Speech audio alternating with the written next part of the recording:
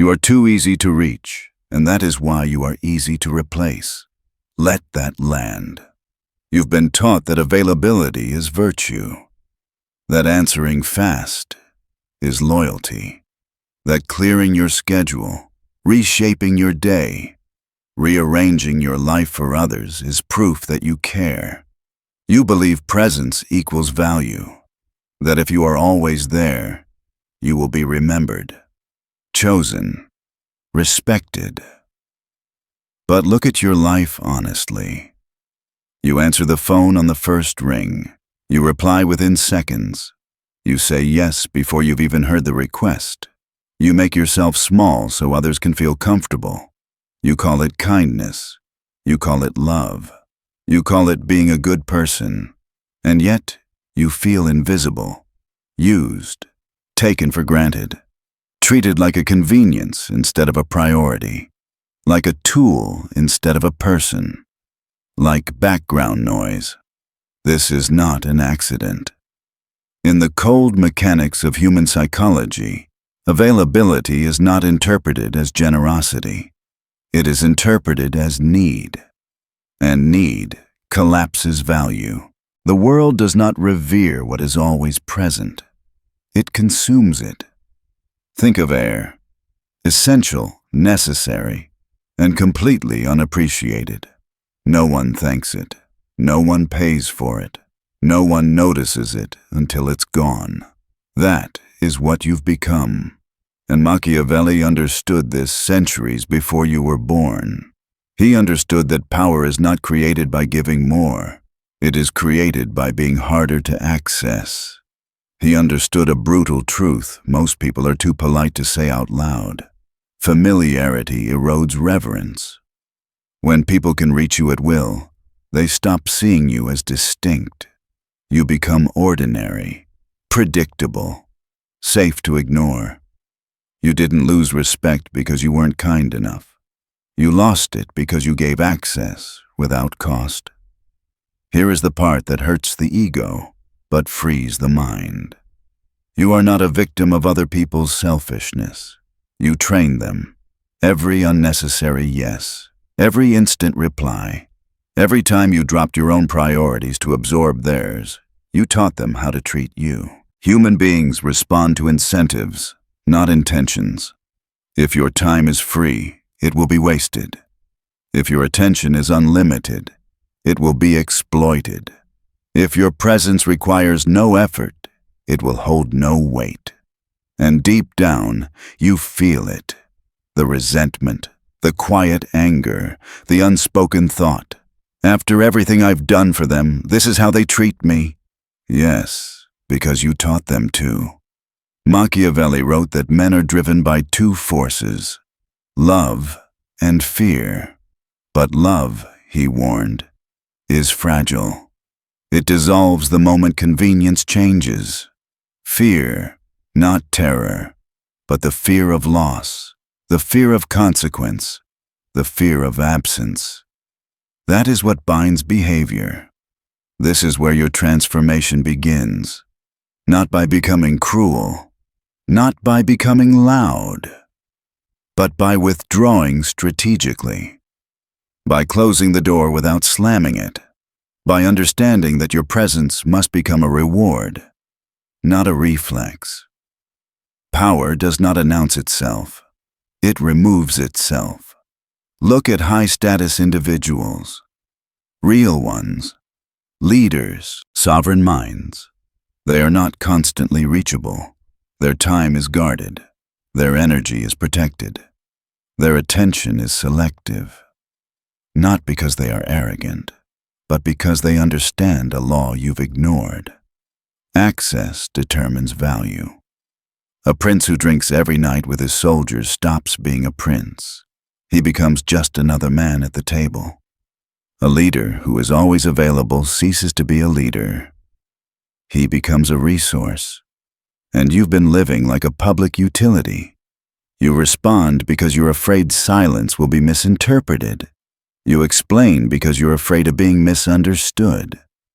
You overgive because you're afraid of being forgotten, but listen carefully. If your only way of being remembered is by always being there, then you were never respected to begin with. Scarcity creates gravity. Distance creates weight. Mystery creates attention. Think about anything you've ever valued deeply. The restaurant with the waiting list, the object that required sacrifice, the opportunity that wasn't guaranteed. It mattered because it wasn't instantly accessible. There was friction, resistance, cost. Now look at your relationships. Where is the cost of accessing you? There isn't one. And because there isn't one, people treat you accordingly. This is the first incision, the mental surgery most people refuse to undergo. You must cut out the belief that being available makes you valuable. It doesn't. It makes you replaceable. Your value begins where your boundaries start. When you begin to pull back, the system will resist. The people who benefited from your availability will feel threatened, confused, offended. They will accuse you of changing, of becoming distant, of being selfish. That reaction tells you everything you need to know. Anyone who panics when you remove access was never invested in you. They were invested in your usefulness. And here is the paradox that unlocks everything. When you stop trying to be needed, you become desired. When you stop being constantly present, your presence starts to matter. When you reclaim your time, your silence begins to speak. This is not about games. This is about hierarchy, about restoring the natural order, about understanding that respect is not requested, it is enforced through scarcity. In the next part, we will go deeper into the psychology of desire, into why humans chase what retreats, into why unpredictability creates obsession, and into how to begin withdrawing without saying a word. For now, let this settle. You were never invisible because you lacked worth. You were invisible because you gave it away for free.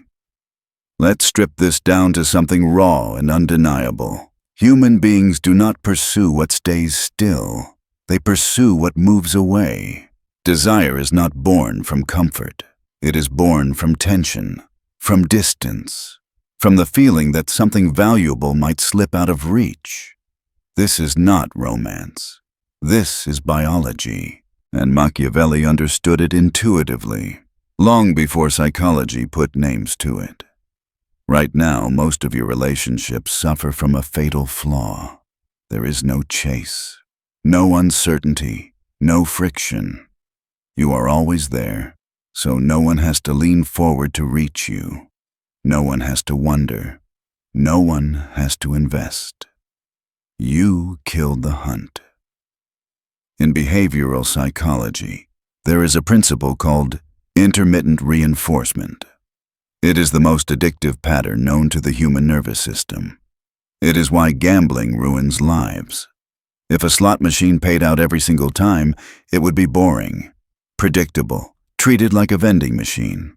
But because the reward is irregular, unpredictable, sometimes absent, sometimes sudden, the brain becomes obsessed. Dopamine spikes not from the reward itself, but from the uncertainty of when it will arrive.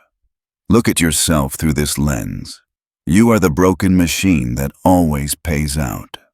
Attention on demand, emotional labor on demand, availability on demand. There is no suspense, so there is no value. You are not chased, you are consumed. This is why being nice so often leads to being ignored. Not because people are evil, but because the human mind does not bond to what requires no effort. We cherish what costs us something. Machiavelli knew this when he wrote that a ruler must be seen, but not touched. Presence without saturation. Visibility without accessibility. Enough to lead. Distant enough to be revered. You did the opposite. You erased the velvet rope. Imagine your life as a private space. Most people live with the doors wide open. Anyone can walk in. Track mud across the floor. Eat the food, break the furniture, leave without consequence. And the owner stands there smiling, wondering why no one respects the house. Power begins the moment the door closes. This does not mean isolation. It means selectivity. It means there is now a bouncer at the entrance of your time, your attention, your emotional energy. Every interaction must pass a question. Does this fuel me or drain me? Does this align with my purpose or distract from it? If the answer is no, the door stays shut. When you begin restricting access, the dynamic shifts immediately. First comes confusion. Why isn't he responding? Why did she say no? Then comes intrigue. Then comes recalibration. People begin to feel the absence where your constant presence used to be, and that absence is loud. Uncertainty is a psychological weapon. When people know exactly how you'll respond, they control you.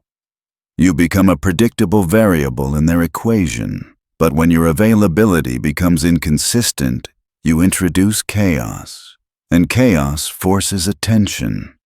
They start thinking about you, analyzing you, working for you, and we value what we work for. This is the IKEA effect in human form. We cherish the furniture we assembled more than the piece we bought ready-made. Not because it's better, but because we invested effort into it. Make people invest effort in you. Stop driving to them. Stop calling first. Stop fixing problems before they even ask. Stop absorbing chaos that was never yours to begin with. Create gaps. Silence. Space. In that space, something important happens. You stop being an extension of their needs and start being perceived as a separate, sovereign entity. Someone with gravity. Someone whose presence is chosen, not assumed. This is where most people panic. Because availability is often not kindness. It is trauma. Many of you learned early that being helpful was a survival strategy, that anticipating needs prevented conflict, that being agreeable kept you safe. You became the good one, the reliable one, the emotional sponge. That response once protected you, but now it is sabotaging you. You are no longer a child bargaining for safety. You are an adult negotiating power, and the rules are different. You do not need to earn your right to exist by being useful. Your existence is not a transaction. Your availability has outlived its purpose. It's time to disarm it. This is not about becoming heartless. It is about replacing the need to be liked with the willingness to be respected. And respect always contains an edge. A subtle fear, not fear of harm, but fear of loss. Fear that access to you is not guaranteed. People must sense that your presence can be withdrawn. So how do you do this without drama? You do not announce it. Announcements are weakness. Declarations are pleas for validation. True power shifts silently. You begin with a digital fade. Messages do not require immediate response. Emergencies do. Everything else can wait. 3 hours, 6 hours, tomorrow. And when you reply, you do not apologize. Apologies signal guilt. Guilt signals low status. Busy is an excuse. Unavailable is a position. Then comes the graceful no. No explanations. No justifications. I can't make it. That's it. Explanations create leverage. They invite negotiation. Statements close doors cleanly. Next, you remove emotional labor. When people dump problems on you, you stop fixing. You listen, then return responsibility. That sounds tough. What are you going to do about it? This single sentence reclaims your energy and forces maturity. Finally, unpredictability. Sometimes you're available. Often you're not. not randomly but purposefully. You become a variable reward. This is the shift from expectation to hope, from servant to sovereign. It will feel wrong at first. Your body will rebel. Guilt will whisper. Anxiety will spike. You'll fear rejection. Stand still. That discomfort is withdrawal from approval addiction. And like any detox, it hurts before it heals. In the next part, we'll confront the backlash, the aggression, the extinction burst that comes when people realize the old system no longer works. And you'll learn how to hold the line without explanation, apology, or retreat. For now, remember this. When you disappear at the right moment, you don't lose power, you reveal it. Here is what no one warns you about when you stop being available. People don't calmly accept the new reality. They fight it. When you remove a reward that used to come automatically, the system doesn't shut down, it spikes. In psychology, this is called an extinction burst. When a behavior that was once reinforced suddenly stops working, the subject escalates.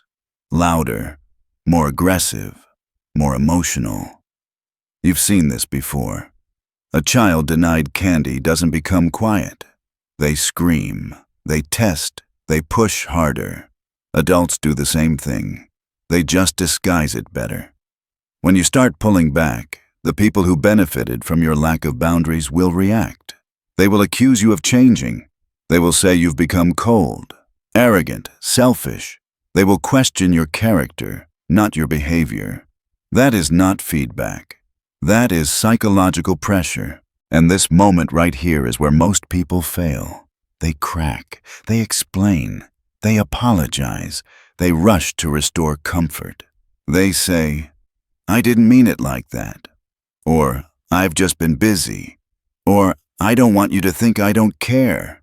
And the second they do that, the old system snaps back into place. They teach everyone watching, push hard enough, and I will fold.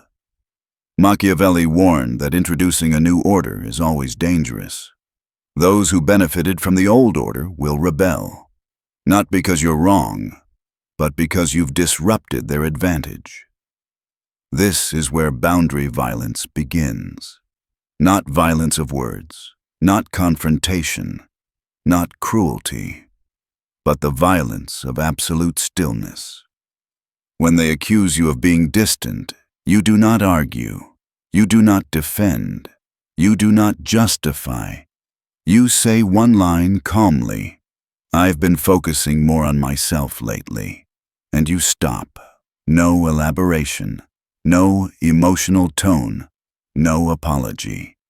That sentence is a wall, smooth, solid, impossible to climb, impossible to. They will try again. Guilt, nostalgia, anger, passive aggression. They will remind you of who you used to be. That version of you was convenient. That version was easy to access. That version was profitable. Let it die. This is the most uncomfortable phase of transformation because it feels like loss. You feel like you're disappointing people, like you're being misunderstood, like you're standing alone in the fire. Good. That fire is the test. If you hold your position, if you remain calm, unavailable, and unmoved, something fascinating happens. The pressure stops working. The old buttons no longer trigger a response. And when manipulation fails, people recalibrate. They adjust their behavior, not out of love, out of respect. Respect is born when consequences become real. Machiavelli said it is safer to be feared than loved, not because fear is noble, but because fear is stable. Love tied to obligation breaks the moment it becomes inconvenient. Fear tied to loss does not. And the punishment here is not cruelty. The punishment is your absence. You are not yelling. You are not attacking. You are not punishing. You are simply no longer accessible. And for many people, that is devastating. Because what they valued was not you. It was their access to you. This is when the dynamic flips. They start asking instead of demanding, scheduling instead of assuming, appreciating the moments you do show up because they know they can be taken away. A subtle fear enters their perception. Not fear that you'll harm them, fear that they are not important enough to hold your attention. This is the new loop of respect. But there's another layer you must understand. Once you reclaim your availability, you create empty space, silence, gaps in your day, gaps in your social world. And most people panic here. They rush to fill it with noise, with distractions, with new obligations. That is a mistake. You must fall in love with the void. Silence is not emptiness. It is pressure. It is depth. It is where your power consolidates. Most people are constantly available because they cannot stand being alone with themselves. They use other people as noise, as distraction, as anesthesia. You will not. To maintain your status, you must become genuinely unavailable, not performatively, but structurally. Busy with purpose, busy with your body, busy with your mind, busy with your mission. This is the difference between playing hard to get and being hard to get. The pretender stares at their phone and waits to reply. The master forgets the phone exists because he is building something. Energy does not lie. People feel the difference instantly. When your life is full, your absence feels heavy. When your life is empty, your absence feels like a bluff. You must become a closed circuit, self-generating, self-validating, no longer leaking energy outward in search of approval. This is when the paradox activates. The less you need people, the more they need you. You walk into rooms differently now. You don't scan for approval. You don't rush to speak. You sit, you observe. You let conversations come to you. You speak less than necessary. You listen more than you talk. You become like the ocean. On the surface, waves, noise, movement. But beneath that, pressure, stillness, mass. The ocean does not beg rivers to flow into it. They do, because gravity pulls them there. Be grounded in your own reality. If someone cancels on you, good. More time for your mission. If someone doesn't reply, irrelevant. You have work to do. If someone leaves your life, necessary. Space is being cleared. This mindset makes you immovable. You are no longer a leaf reacting to every gust of opinion. You are the mountain. Storms hit you. Wind howls around you. But you do not move. And when you reach this point, something becomes clear. You were never lonely. You were crowded. Crowded by obligations. Crowded by noise.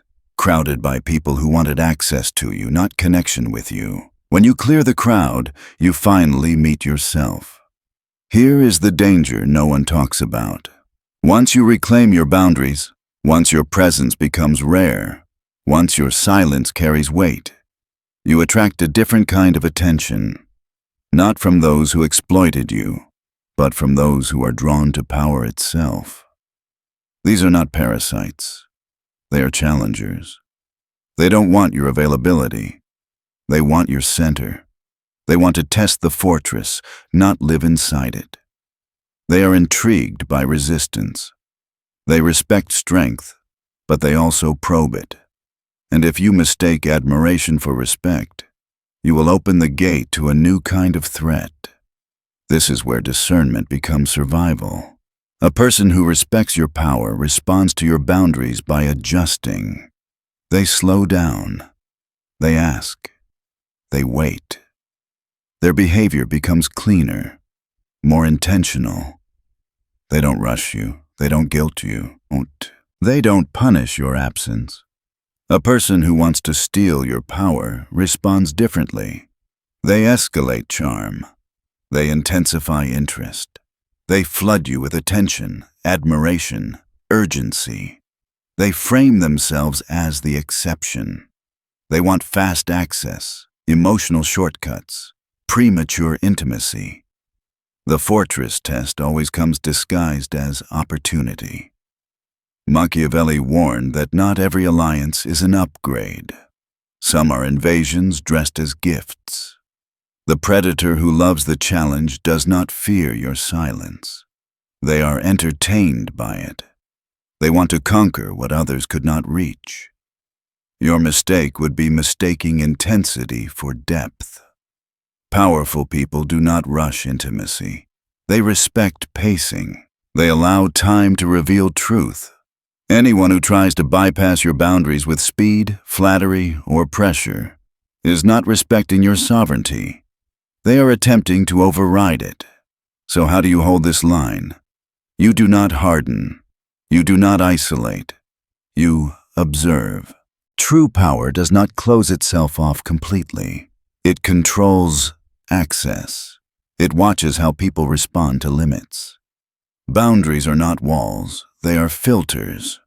When someone pushes after you say no, they disqualify themselves. When someone becomes colder because you became unavailable, they reveal entitlement.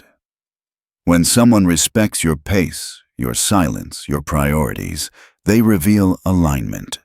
Your job is not to explain. Explanation weakens the filter. Let behavior speak. There is another trap here.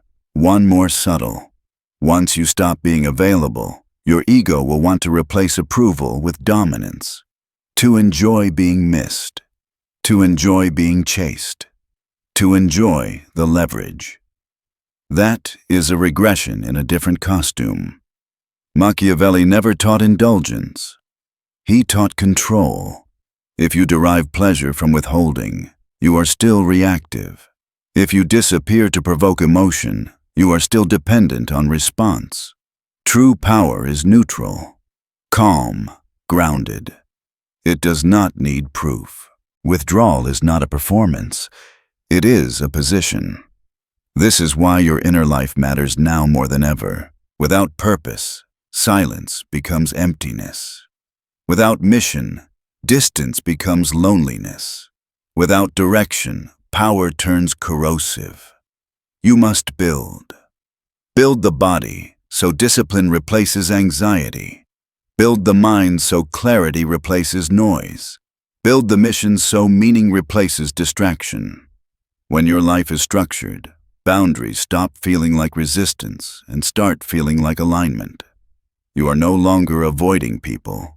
You are choosing yourself. And that choice must be quiet. The strongest signal of power is not how many people want you. It is how little you need them. When you stop chasing validation, manipulation loses its grip.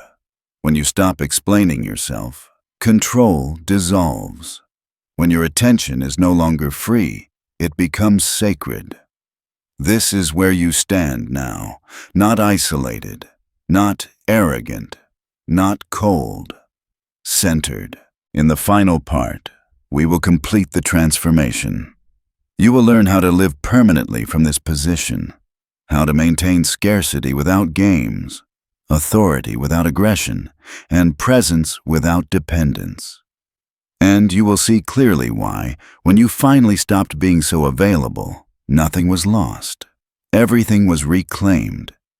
Now we finish the cycle, not with noise, not with motivation, but with a quiet awakening that changes how you move through the world forever. When you stop being available, the first thing you confront is emptiness. The phone is silent. The calendar clears. The familiar pull of other people's demands fades.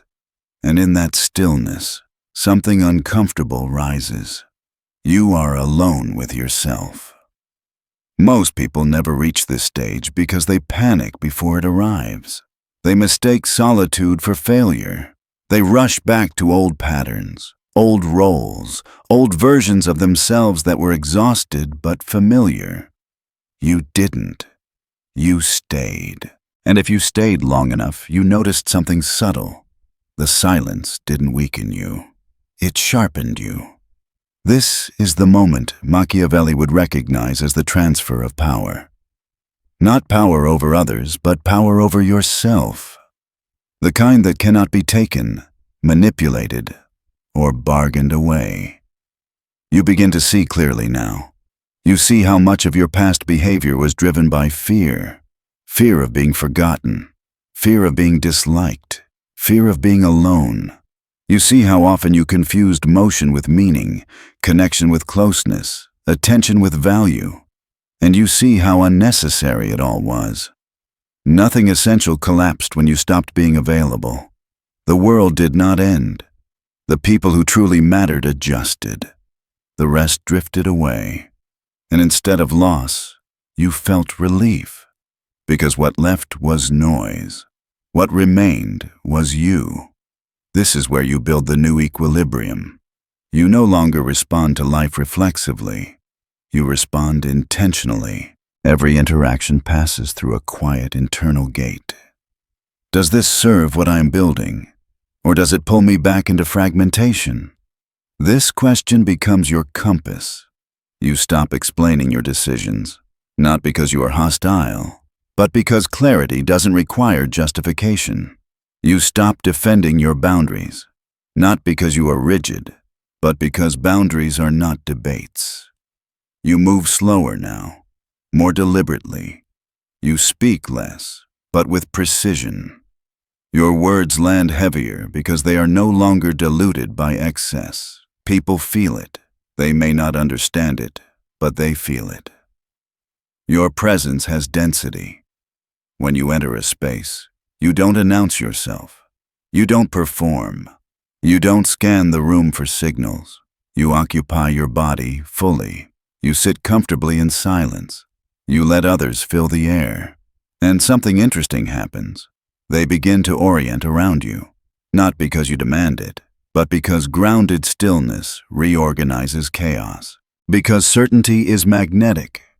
Because a man who does not chase creates a field others step into. This is leadership without theatrics.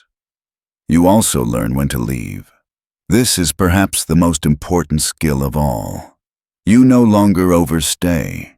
You no longer linger where respect has thinned. You no longer invest where reciprocity is absent. You exit early, cleanly, without drama.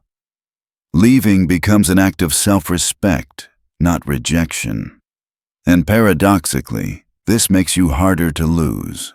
Because people sense that your presence is not guaranteed. It must be earned, maintained, respected. And this recalibrates every relationship you touch. Some people rise to meet it, some fall away. Both outcomes are correct.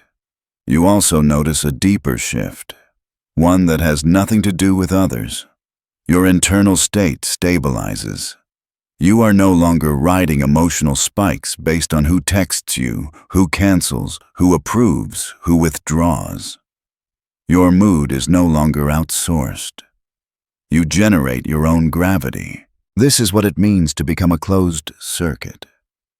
You validate yourself through action, not reaction, through progress, not praise. Through alignment, not attention. You begin building in silence. Physically, you train.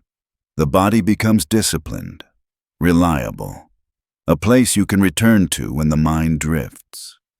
Mentally, you read, you think, you reflect. You stop filling every gap with noise. Silence becomes a tool, not a threat. Strategically, you choose one mission that matters, one direction that pulls your energy forward, and you organize your life around it. This is the final distinction. You are not unavailable because you are avoiding life. You are unavailable because you are engaged with it. This is why the difference is felt instantly. People can sense when absence is hollow. They can also sense when it is earned. Now, when someone reaches for you, it means something. When you give time, it carries weight. When you say yes, it is deliberate. When you say no, it is final. And when you are silent, it is not emptiness. It is authority. You understand now what Machiavelli meant by virtue. Not morality, not cruelty, but the capacity to impose order on chaos, to shape circumstances instead of being shaped by them, to stop being dragged by fortune and start directing it. This is not domination over others. It is sovereignty over self. You are no longer the man who is easy to find and easy to forget. You are the man whose absence is felt, whose presence is remembered, whose time is protected, whose energy is directed. And this is the final awakening. You never needed to become someone else. You needed to stop giving yourself away. The phone rings. You let it ring. The message arrives. You evaluate it. The demand is made. You measure it against your mission. If it aligns, you engage.